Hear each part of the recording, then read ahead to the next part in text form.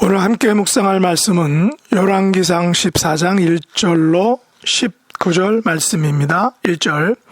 그때 여로보암의 아들 아비야가 병든지라 여로보암이 자기 아내에게 이르되 청하건대 일어나 변장하여 사람들이 그대가 여로보암의 아내임을 알지 못하게 하고 실로로 가라. 거기 선지자 아히야가 있나니 그는 이전에 내가 이 백성의 왕이 될 것을 내게 말한 사람이니라. 그대의 손에 떡 10개와 과자와 꿀 한 병을 가지고 그에게로 가라. 그가 그대에게 이 아기가 어떻게 될지를 알게 하리라. 여로보암의 아내가 그대로 하여 일어나 실로로 가서 아히야의 집에 이르니 아히야는 나이가 많아 눈이 어두워 보지 못하더라. 여호와께서 아히야에게 이르시되 여로보암의 아내가 자기 아들이 병들었으므로 내게 물으러 오나니 너는 이러이러하게 대답하라. 그가 들어올 때 다른 사람인 체함이니라. 그가 문으로 들어올 때 아히야가 그 발소리를 듣고 말하되 여로보암의 아내여 들어오라. 내가 어찌하여 다른 사람인 체하느냐.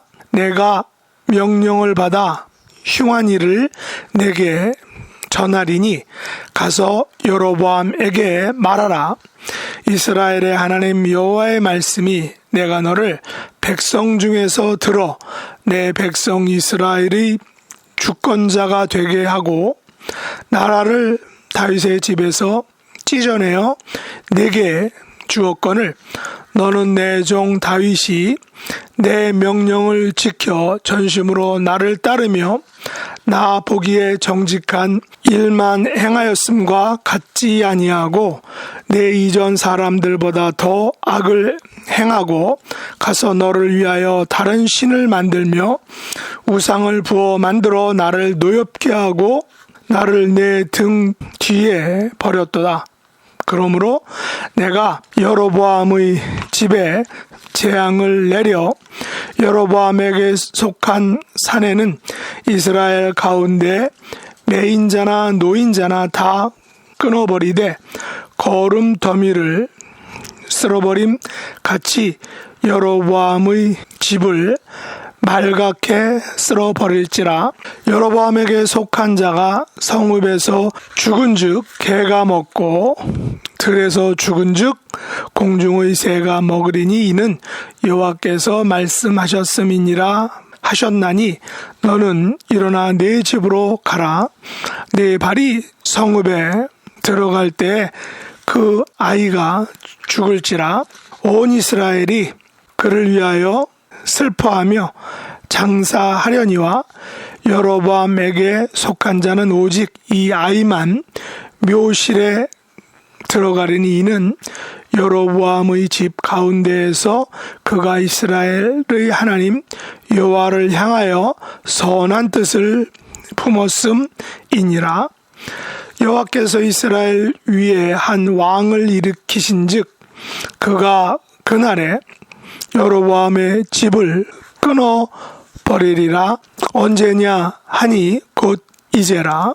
여호와께서 이스라엘을 쳐서 물에서 흔들리는 갈대같이 되게 하시고 이스라엘을 그의 조상들에게 주신 이 좋은 땅에서 뽑아 그들을 강 너머로 흩으시리니 그들이 아세라 상을 만들어 여호와를 진노하게 하였음이니라.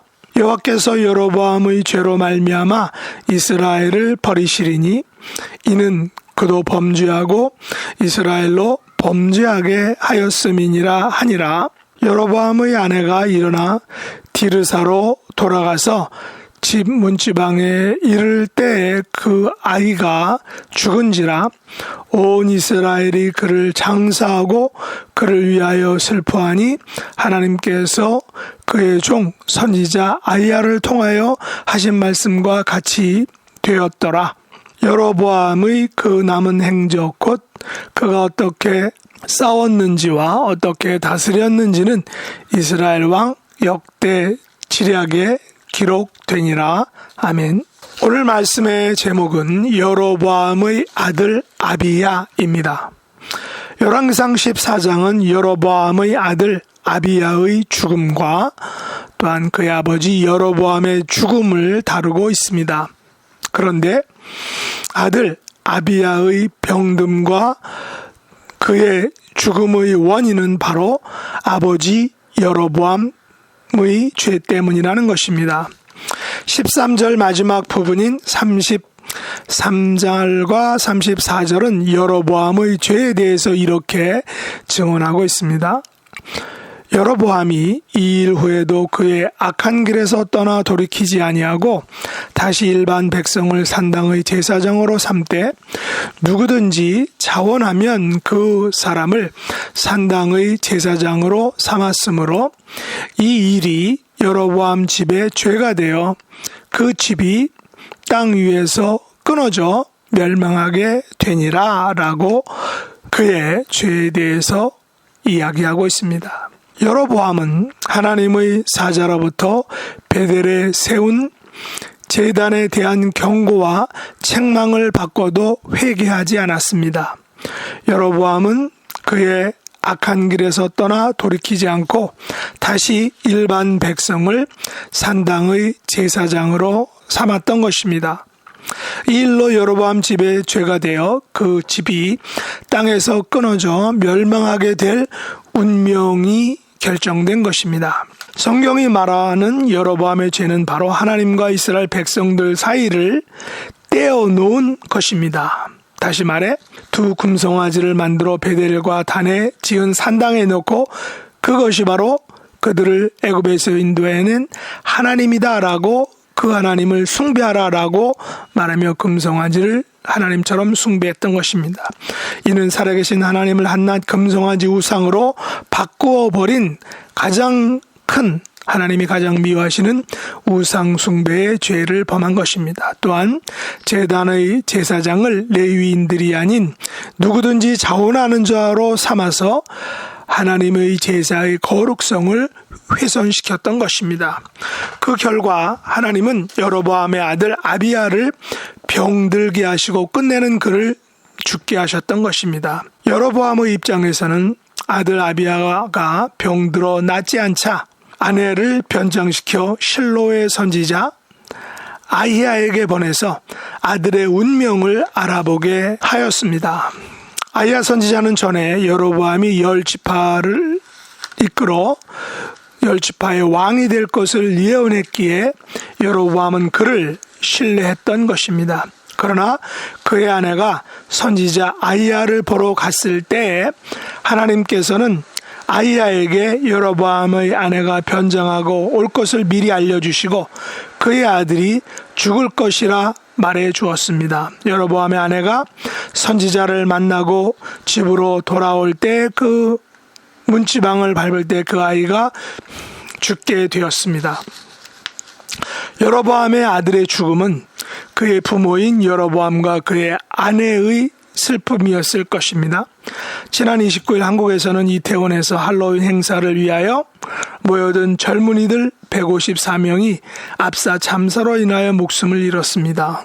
그것도 대부분 희생자들이 10대와 20대의 젊은이들, 특히 젊은 여성들이었습니다.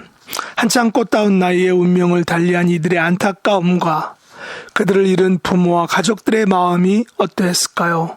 너무나도 가슴 아픈 일입니다. 여로보암 또한 하나님에게는 크나큰 죄를 저지른 왕이었지만 그의 사랑하는 아들 아비야가 병들고 죽게 된 그 슬픔을 감당하기가 무척 어려웠을 것입니다. 그러나 성경은 여로보암의 아들 아비야의 죽음에 대해서 또 다른 면으로 이렇게 말하고 있습니다. 13절에 보면 온 이스라엘이 그를 위하여 슬퍼하며 장사하였지만 여로보암에게 속한 자는 오직 이 아이만 묘실에 들어가리니 이는 여로보암의 집 가운데에서 그가 이스라엘의 하나님 여호와를 향하여 선한 뜻을 품었음이니라 라고 말하고 있습니다. 무슨 말입니까?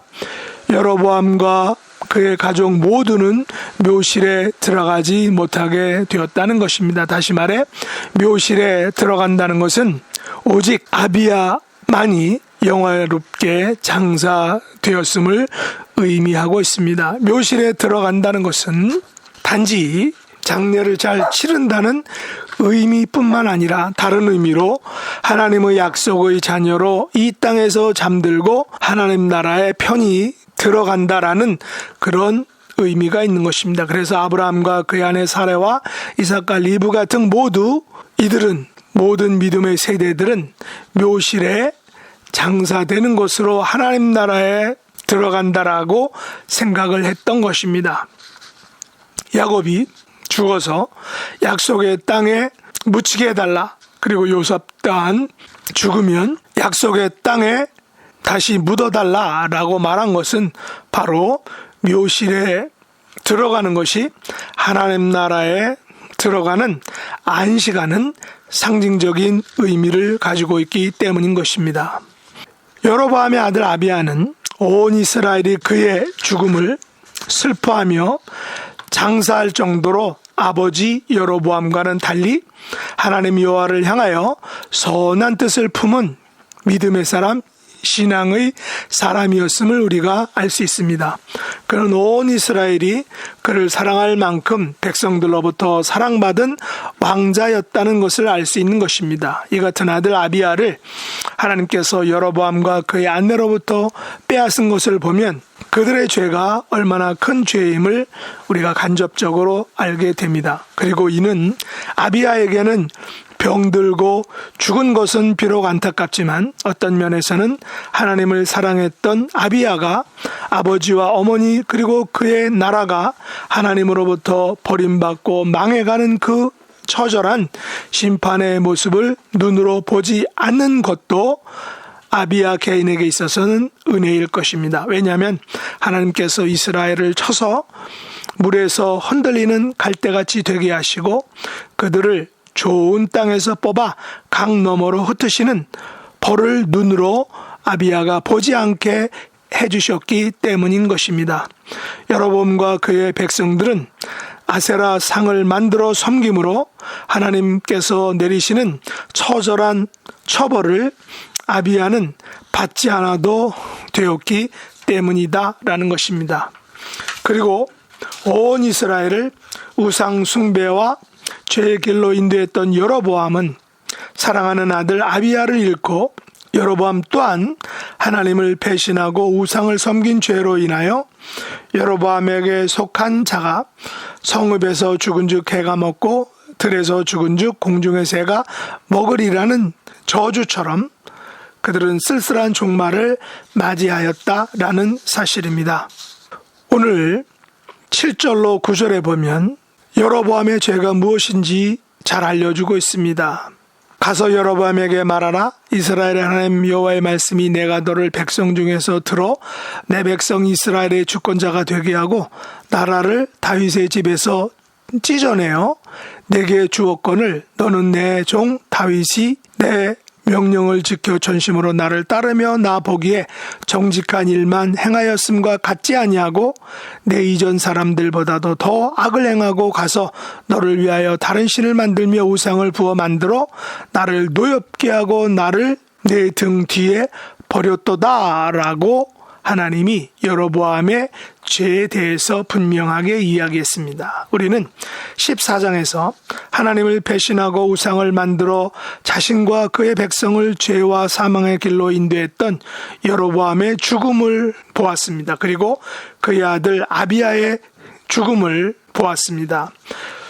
그의 아들 아비야는 비록 병들어 죽었지만 그는 유일하게 묘실에 들어가는 영광을 갖게 되었습니다. 다시 말해서 아비야는 아버지 여로보암과 달리 하나님을 배신하지 않고 믿음을 지켰으며 온 이스라엘로부터 사랑과 존경을 받은 왕자였다는 것입니다. 우리는 아버지 여로보암의 불신앙과 우상 숭배를 옆에서 지켜보며 얼마나 마음 아파하고 안타까워하고 아버지를 위하여 아버지가 바른 신앙으로 돌아오기를 기도했을 믿음의 아들 아비야를 상상해 봅니다. 어쩌면 여로보암도 처음에는 하나님을 사랑하는 사람이었으나 그가 10개 지파를 위임받은 북쪽 이스라엘의 왕이 되면서 왕권을 지키고 유지하고 특별히 온 이스라엘이 1년에 3차례 남쪽 예루살렘 성에 가서 하나님을 예비하는 성전에 나아갈 때 다시 남쪽 유다의 르호보암에게 돌아가는 것을 막기 위하여 베델과 단에 각각 금송아지를 만들면서 양심과 신앙마저 잃어버린, 그래서 사랑하는 아들 아비야마저 잃어버린 불쌍한 영혼의 여로보암을 우리가 만나게 된 것입니다. 그러므로 우리들은 삶에서 가장 중요한 하나님에 대한 믿음과 신앙, 순종의 삶을 살아야 하는 것입니다. 그 어떤 것을로도 우리가 가지고 있는 이 믿음, 순전한 믿음, 순종하는 믿음은 바꿀 수 없는 것입니다. 세상의 부귀와 권력과 세상의 그 어떤 것으로도 우리의 순전한 믿음을 대신할 수 없다라는 것입니다. 여로보암처럼 10개 지파의 왕이 되면서 그 왕권을 잃지 않으려고 하나님을 배신하고 금송아지를 하나님이라 생각하라고 명령한 그 불신앙을 우리는 결코 따라가지 말아야 한다는 것입니다. 여로보암의 아들 아비야처럼 하나님 여호와를 향하여 선한 뜻을 품고 우리의 남은 생애를 끝까지 살아가는 저와 여러분 될 수 있기를 예수님의 이름으로 축복합니다. 기도하겠습니다. 하나님 아버지, 저희들은 여로보암처럼 왕권과 백성들로부터의 인기와 세상 유혹에 이끌려 하나님을 떠나 금송아지를 하나님이라 말하고 섬기는 우상숭배와 불신앙의 죄를 범하지 않도록 우리의 믿음을 굳게 지켜주시기를 원합니다. 아버지의 불신앙 속에서도 하나님 여호와를 향하여 선한 뜻을 품는 것을 끝까지 지키다가 죽은 아비야와 같은 순전한 믿음의 삶을 살아갈 수 있도록 은총 베풀어 주옵소서. 예수님의 이름으로 간절히 기도드리옵나이다. 아멘.